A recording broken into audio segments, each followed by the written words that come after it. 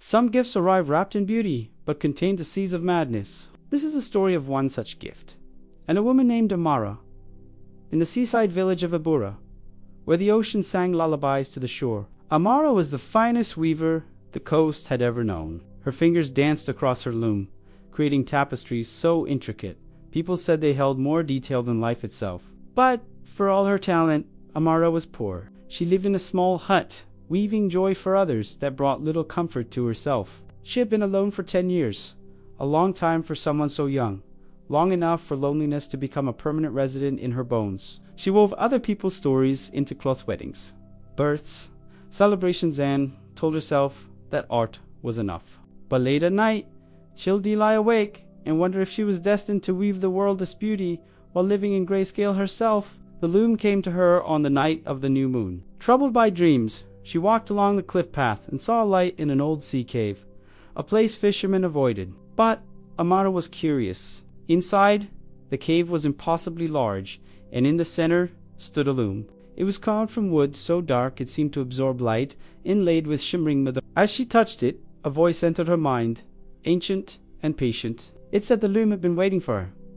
It didn't weave wool or silk, it wove memories. She could take any memory from a person's mind and weave it into a tapestry, making the ephemeral eternal. For this, people would give her wealth beyond imagination. The voice didn't mention a price, it only offered power.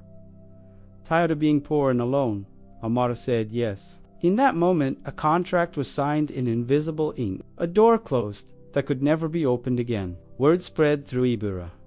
Amara's first customer was old man Taiwo, who wanted his wedding day woven. As he remembered, Amara's fingers flew, pulling the memory from his mind and transforming it into cloth. When it was finished, Taiwo wept, swearing he could feel his young wife's hand in his. Soon, customers came from all over. Within a year, Amara was wealthy and famous, weaving births, deaths, victories, and losses. But she didn't realize that with each memory she wove, a small piece of herself flowed into the tapestry.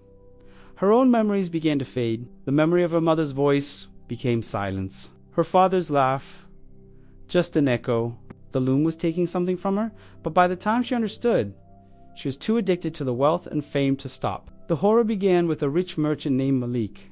He wanted his happy childhood woven before his family died in a fire. But as Amara wove, a dark truth emerged. This wasn't a memory of happiness. It was a memory of murder. Malik had set the fire himself. The loom forced her to weave every horrifying detail, including his pleasure in their deaths.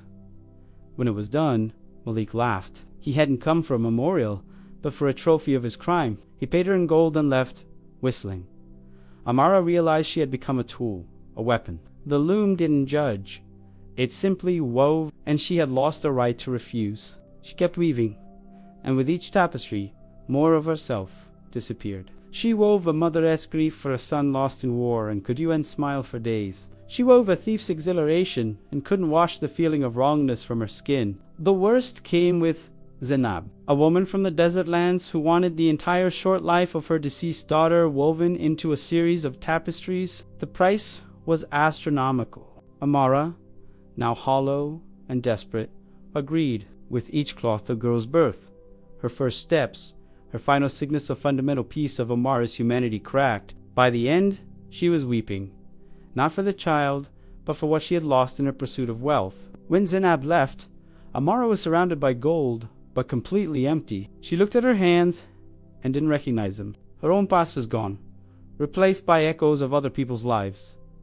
The loom had taken everything. She tried to destroy it with an axe, with fire, by casting it into the sea. But each chimi reappeared in her hut, untouched. Desperate, she went to Ija Agaba, the oldest woman in the village. The old woman told her she had made a bargain with something that fed on human experience. There was only one way to break it.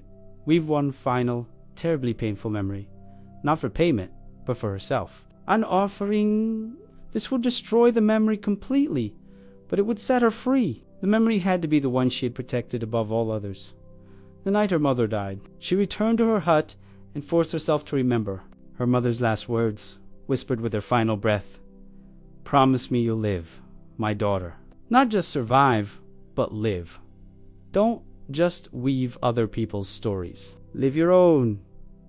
Amara wept, realizing she had broken that promise. She began to weave, pouring the last of her soul into the cloth. She wove her mother's face, her final breath, the moment she realized she was truly alone. As she wove, she felt the memory being ripped from her, the final piece of her true self sacrificed to break the bargain. When it was done, the loom shuddered, cracked, and crumbled to dust. The voice returned, almost sad, saying the bargain was ended. But the memory was gone. She would never remember her mother's final words again. Amara gave away all the gold. She bought a simple, ordinary loom and began to weave again, but differently. She wove blankets and simple cloths, and slowly, painfully, she began to build new memories her own. She married a kind fisherman named Aid, had children, and taught them to weave. But she warned them that some gifts are really curses. Years passed. She grew old and became known as Aya Amara, Grandmother Amara, a woman who told good stories and gave wise advice. The story of the magical loom faded into legend. Perhaps that was the loom's final lesson. That loss is a part of life. And what matters is not the memories we preserve, but the ones we create. Amara learned this truth the hardest way possible, by sacrificing everything to discover that everything was never what she needed. And if you listen carefully on a dark night, you might hear a voice in the wind, whispering a warning to those seeking power they do understand. The price of memory is memory itself. The cost of preserving the past is losing the present. Thank you for watching. If you enjoyed this story, please like, subscribe, and follow for more.